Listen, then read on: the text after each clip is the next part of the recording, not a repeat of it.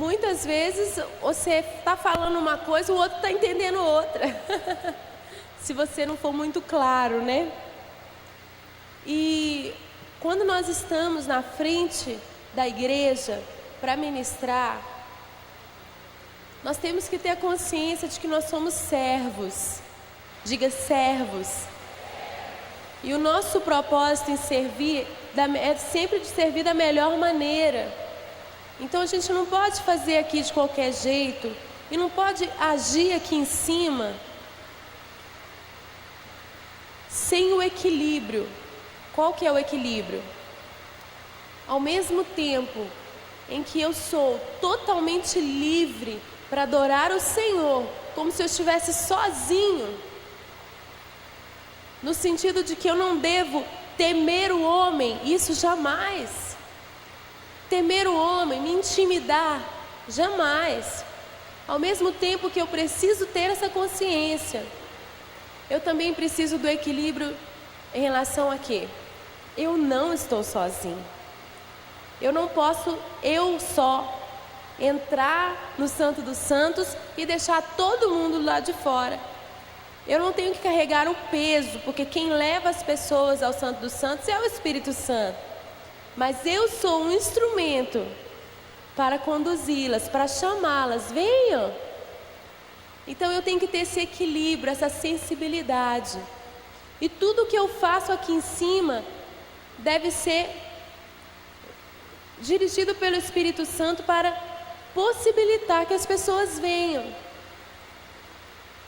Esse equilíbrio é muito importante, como a gente falou ontem. Se Deus quisesse que a gente ficasse sozinho lá no quarto adorando, Ele não tinha nos colocado na frente de pessoas. Então, aqui em cima você tem essa disposição de servir. De servir. Amém, irmãos? Isso envolve muitas coisas, inclusive essa nossa comunicação uns com os outros, a maneira como tocamos, como cantamos. Tudo aqui em cima deve ser feito com essa disposição de servir.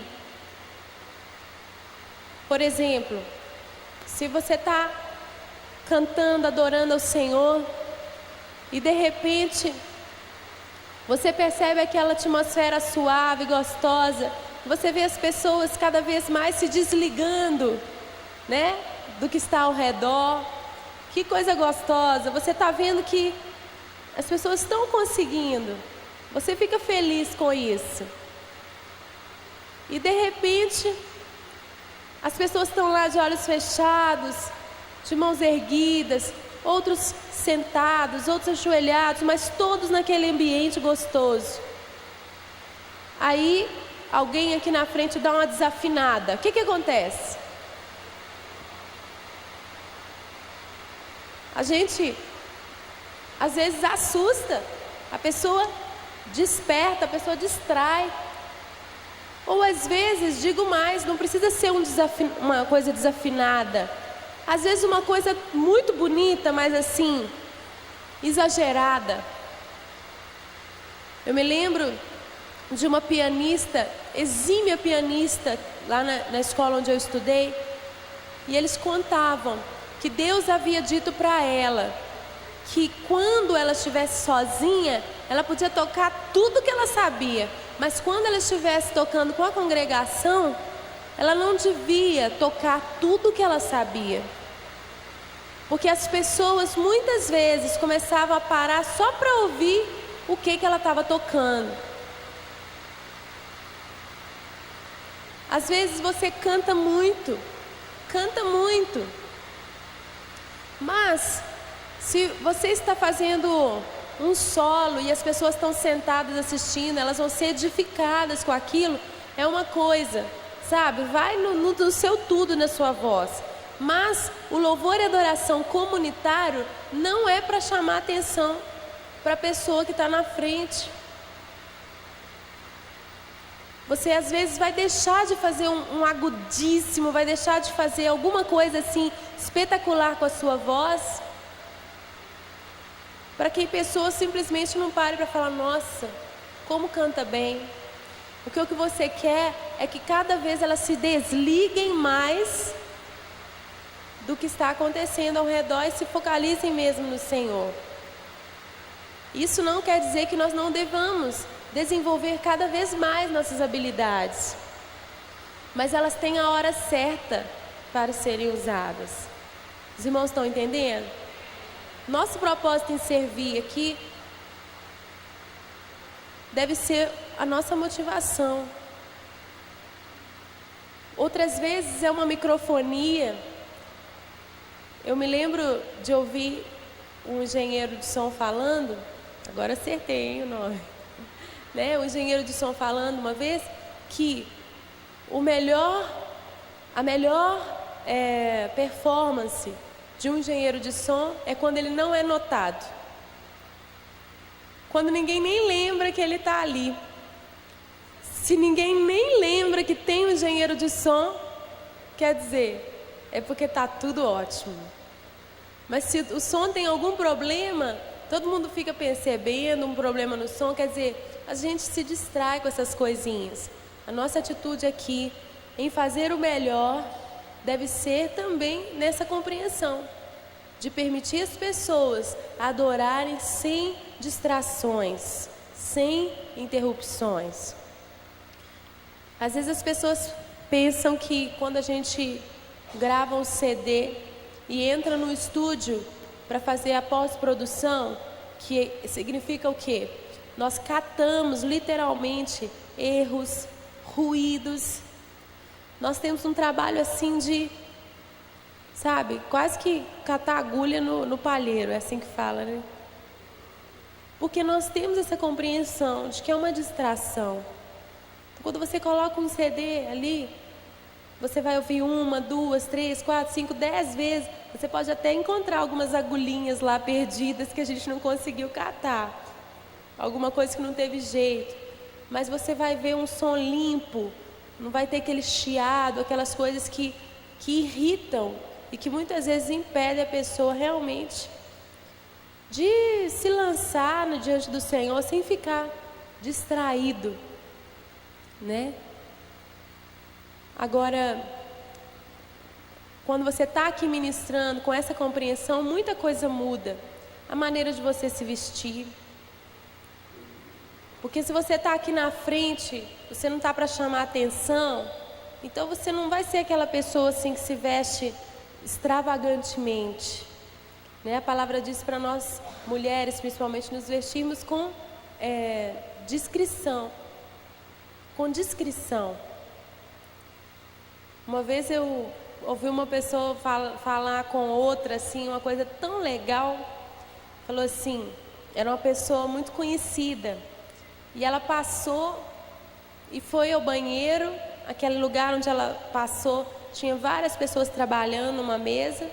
Ela foi ao banheiro e ela voltou na mesa das pessoas para cumprimentar. E uma delas falou assim, nossa Deus, eu nem vi você entrando. Aí ela falou assim, não, eu fui no banheiro. Não, sabe por que eu não vi? Porque você é tão discreta. Você é uma pessoa tão discreta, isso me abençoa tanto. E eu percebi aquilo, falei, gente, é verdade. Às vezes, sem querer, a gente pode subir no púlpito com alguma coisa assim, uma peça, alguma coisa muito extravagante, né? Que para esse propósito, eu creio não ser bom. Tem o seu lugar, tem o seu dia, tem o seu momento, né? Às vezes a gente... não quer dizer, gente, nós vamos andar tudo apagadinho, não. Nós temos que caprichar, ficar sempre bonito, né? Usando o nosso melhor, mas eu estou falando de discrição, no sentido de você não chegar lá na frente, né? E destoar também de todo mundo, fica aquela coisa esquisita. Às vezes o uniforme é bom até por isso, coloca todo mundo no mesmo nível, né? Os irmãos estão entendendo? Tudo tem o seu lugar, né? Às vezes é um decote, alguma coisa que a gente não vigia e acaba chamando atenção, acaba trazendo distração. E como servos aqui na frente, a gente não quer isso. Amém? Na hora da ministração, você está lá cantando uma música e durante a música, o tempo todo, você tem que ficar dando palavras de comando. O tempo todo mandando as pessoas fazer alguma coisa, né? Levanta a mão, agora isso, agora aquilo. Eu creio que essa voz de comando, ela deve ser utilizada quando você tem realmente convicção, sabe, de que você está sendo movido pelo Espírito Santo. Porque não é para encher linguiça, não é uma técnica para despertar as pessoas.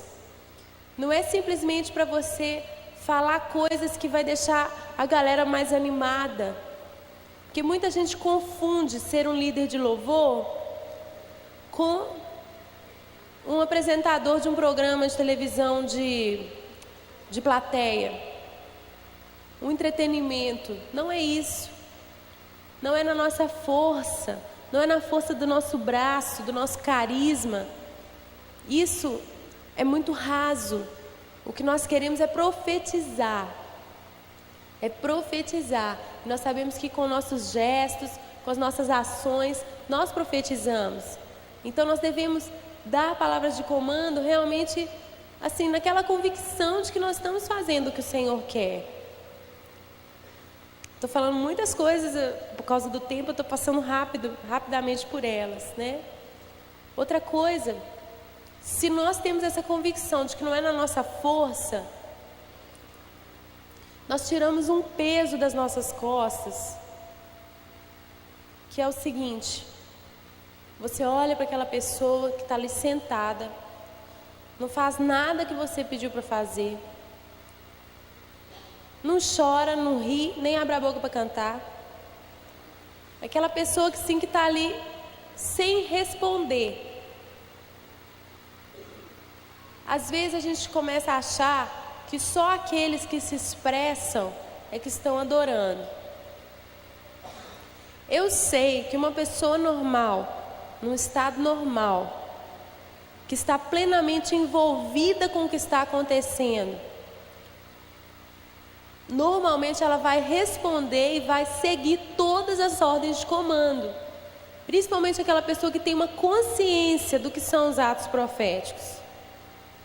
Mas Deus pode estar fazendo uma coisa diferente com aquela pessoa, que você não consegue ver com seus olhos naturais. É muito bom quando a gente vê, mas nós temos que sair desse nível, dessa dependência visual.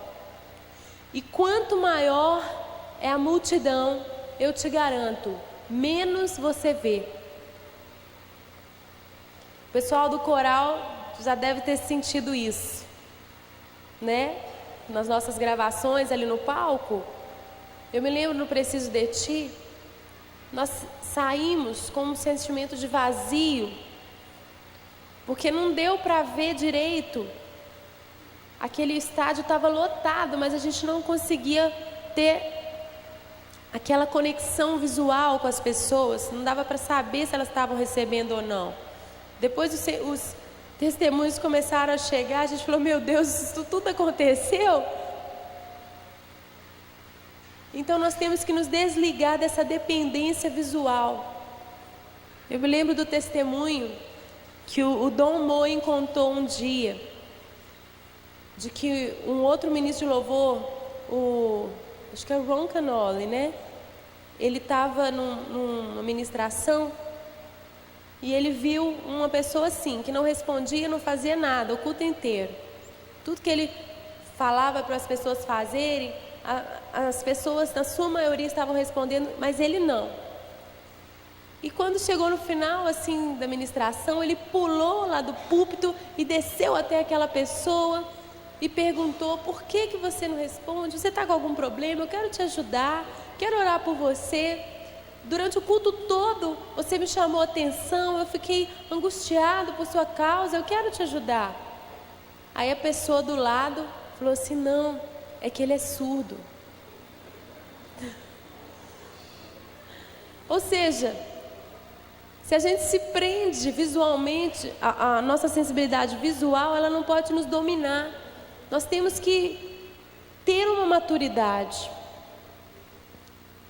e um discernimento espiritual também, para separar as coisas e para entender, meus irmãos, que Deus está agindo de qualquer maneira. É impossível ficar totalmente apático à presença do Senhor. A pessoa pode às vezes estar ali, olha, pela primeira vez numa igreja, observando tudo. Uns entram e começam sem saber nem o que estão fazendo, mas outros ficam observando, mas o Espírito Santo está falando, está agindo, está tocando. Então a gente não pode ser assim tão dependente do que os nossos olhos veem. Na verdade, o Espírito Santo tem me levado assim a não depender mesmo, a crer que Ele está fazendo. Mas lembrando daquele equilíbrio, que é o quê? Eu não estou aqui para adorar sozinha. Estou aqui para servir, para introduzir outros, para convidar outros. Mas eu não vou ficar frustrada se eu vejo pessoas que não estão respondendo da maneira como eu gostaria. Os irmãos entendem? Amém? Então às vezes você se desgasta carregando esse peso que não é seu. Um peso que não é seu, né? Agora, para terminar, fechar essa palavra que eu queria trazer, uma mini oficina, eu queria passar para vocês que não conhecem gestos, né, que nós convencionamos, como eu falei no princípio, para nos ajudar na nossa comunicação durante as músicas. Ao invés de você ter que ficar falando sempre qual vai ser a próxima parte da música que você está sentindo de cantar, quando você no ensaio divide a música em sessões, como nós aprendemos ontem, cada uma daquelas sessões tem um sinal e você pode conduzir, dirigir, né, para repetir aquela sessão ou para passar para a próxima, através dos sinais, sem ter que ficar sempre falando. Você pode falar, mas não tem que ficar sempre falando o que é. E os músicos acabam aprendendo a sempre dar aquela olhadinha para o líder no final daquela sessão, para saber se vai repetir, se vai fazer aquela sequência de acordes, aquela frase para ir para a próxima sessão, o que vai acontecer. Ele sempre olha antes de estar terminando uma sessão, tá? Então quem não sabe, quiser anotar, se nós estamos num verso, queremos passar para um próximo verso, ou passar para um coro, passar para uma próxima sessão, nós simplesmente fazemos assim com a mão, com toda a discrição, né? Pode ser até para cima, não tem problema. Esse gesto significa vai para a próxima sessão. Geralmente eu desenho como uma setinha na horizontal. Uma seta na horizontal que significa da onde você está, você vai para a próxima. Você está no coro da música e quer ir para o próximo verso. Seguir em frente. Ok? Vamos fazer assim? Com a mão? Né? Segue. Isso vai determinar para os músicos a intensidade, né? Se está no coro e vai para o verso, geralmente a intensidade vai diminuir. Se está no verso, faz assim, vai para o coro, geralmente a intensidade vai aumentar. Então, esse gesto vai definir muitas coisas. Se você está numa sessão e quer repeti-la, o gesto é esse, que eu faço geralmente uma meia lua de seta, né? Isso aqui não é C de coro, não, né? É como se fosse um loop, repetindo, né? Então, se você está no verso e quer cantar o mesmo verso, está no coro, quer cantar o mesmo coro, né? Você vai sempre colocar esse gesto, ok? Se está no coro, aí o gesto vai ser repetir o coro, a intensidade continua.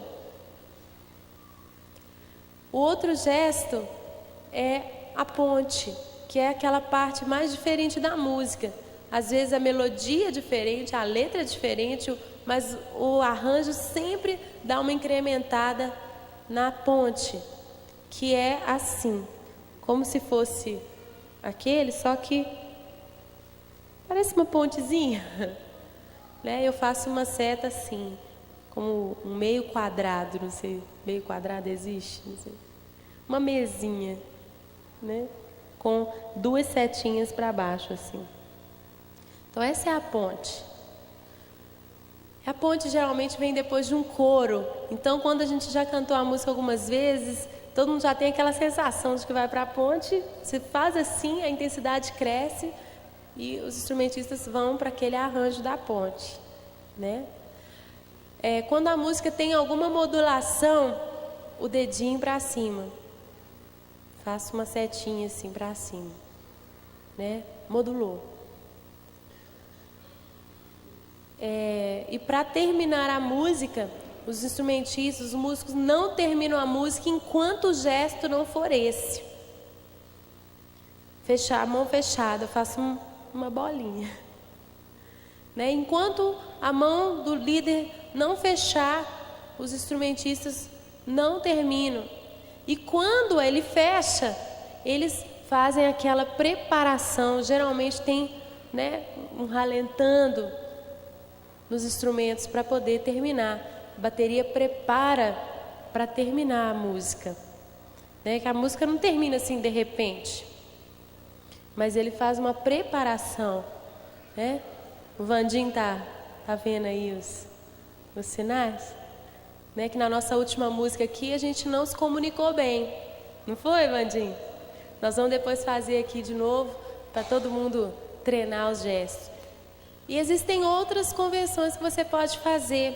Eu me lembro que lá na escola onde eu estudei, às vezes o líder de louvor, por eles virem de uma cultura, né, que se Deus quiser a gente vai pegar as coisas boas aqui para nossa.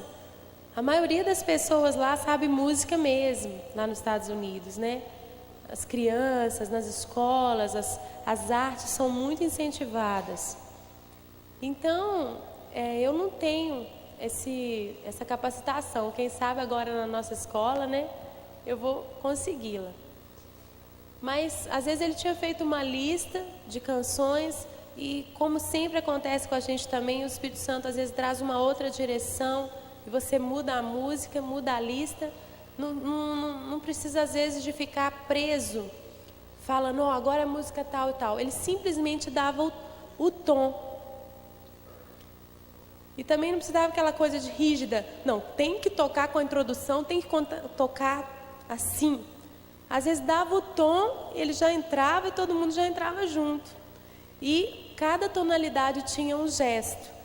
Então, dependendo dos sustenidos de um tom, né? Um sustenido, qual que é o tom que tem um sustenido só? Dó? Não. Dó maior não tem sustenido. Então, aí por aí eles iam, os sustenidos e os bemóis. Então, era muito legal essa comunicação entre eles também, né? Então, para pedir um tom, já pedia com um sinal. Quando era momentos assim espontâneos, esse também a gente usa. A gente faz assim, né? Como se o teclado tivesse livre agora, né? Assim. Então a gente faz assim e entra um espontâneo. Para emendar uma música com a outra, faz assim como se estivesse virando uma página. Eu faço duas setinhas, uma indo, uma voltando, né? Os graus da escala, o Sérgio faz. Os graus da escala, às vezes ele faz os graus da escala. Isso para os espontâneos, né? Às vezes as pessoas, os grupos não sabem desenvolver uma, como é que se fala? Uma sequência, uma harmonia para um espontâneo, né? Isso é muito importante no ensaio, definir, né, uma sequência de acordes, né? E quando você tem uma consciência musical, aí você pode se comunicar com graus da escala diatona. Quer falar um pouquinho? Ah, tem os tags. O sinal também que eu esqueci de fazer aqui são os tags, que são 2 dedinhos assim, que são geralmente aquelas frases que a gente repete. Elas às vezes ficam no final da música e a gente fica repetindo aquela frase, mas pode ser em qualquer lugar da música. Geralmente é no final da música. Mas se o líder de louvor fizer assim e eles têm uma boa comunicação, não é de primeira que você vai tentar todos esses gestos, é no ensaio que você tem que desenvolver essa liberdade, essa interação. Então, qualquer frase que você quiser ficar repetindo, né, você faz os tags. Ok? Eu creio que a gente vai ter outras oportunidades, né, de estar transmitindo algumas dicas, coisas assim. E principalmente para os instrumentistas, tem coisas que é estudando mesmo, que você vai aprender, que você vai conseguir entender. Às vezes numa oficina, a gente não vai conseguir transmitir, né, o que você realmente precisa, porque você musicalmente está num nível ou menor ou muito elevado do que aquele que está sendo transmitido. Então não é uma coisa que a gente aprende assim só de ouvir, você tem que estudar mesmo. E hoje eu acordei, agora eu não sei se foi ontem à noite ou se foi hoje de manhã, se foi antes de dormir ou se foi depois. Acho que foi hoje mesmo que eu acordei com uma palavra no meu coração para vocês, né, de trazer essas instruções, mas de também falar o seguinte: nós não podemos iludir ninguém, de dizer que, olha, a graça do Senhor, ela realmente é tudo para nós. Foi Ele que nos escolheu pela graça. Foi Ele que nos capacitou pelo seu Espírito. Mas não ficou só por aí. Nós respondemos ao Senhor com o nosso compromisso, com o nosso esforço, com a nossa dedicação. Que a palavra do Senhor também diz que maldito é aquele que faz a obra do Senhor relaxadamente. Ah, então o Senhor me escolheu, então vou cantar de qualquer jeito, vou tocar de qualquer jeito. Pelo contrário, gente, a gente rala muito. E o resultado musical do Diante do Trono não é fruto, eu vou dizer isso, não é fruto nem só do tempo que nós estamos juntos, mas de uma vida de estudo desses músicos.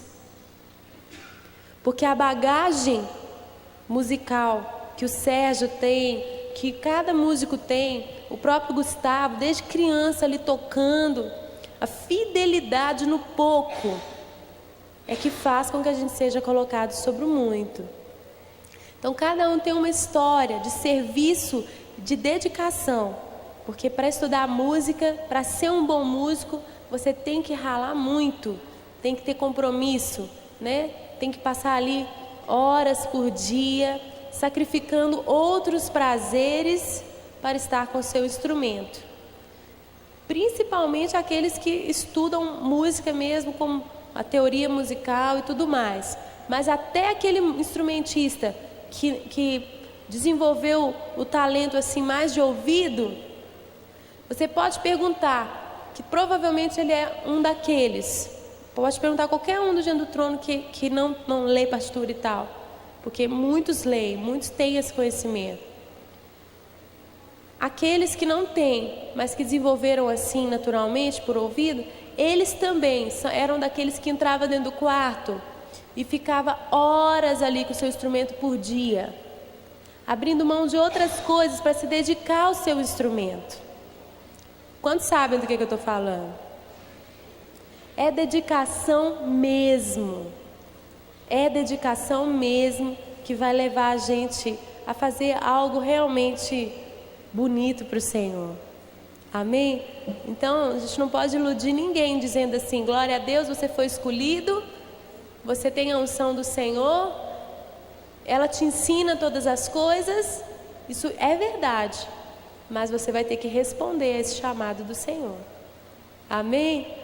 Né? Já foi falado aqui também, a quem muito é dado. Está cheio de talento, meu irmão? Pois muito será cobrado. O que você fez com esse talento que Deus te deu? Você desenvolveu? Você colocou ele no rumo? É tão triste você ver uma pessoa cheia de potencial desperdiçado. Mas nós não vamos ser assim, né? Uma palavra para os grupos de dança também. Abel vai falar também uma coisinha. Gente, nós não podemos achar que nós estamos bem. Os grupos de dança não podemos achar que estamos bem. Nós estamos aqui pegando no pé dos músicos, pegando no pé dos cantores, pegando no pé de todo mundo. Agora eu vou pegar no seu pezinho também, tá? Às vezes a gente esquece que a gente precisa também estudar a dança e mesmo não achar que a gente está muito bom, não. Ok? A dança, ela é libertadora. Eu vejo assim que, inclusive, não sei se chama estilo de dança, né? Que o Mudança tem desenvolvido. A Bel já até me falou uma coisa que eu achei muito legal. Ele é inclusivo, né, Bel? Ele é inclusivo. Qualquer pessoa que tiver assim, né, um pouco mais de jeito, pode se expressar com essa dança. Mas você não pode ficar satisfeito na técnica que você está. Você tem que procurar melhorar. Senão, às vezes, fica até ridículo, né, Bel?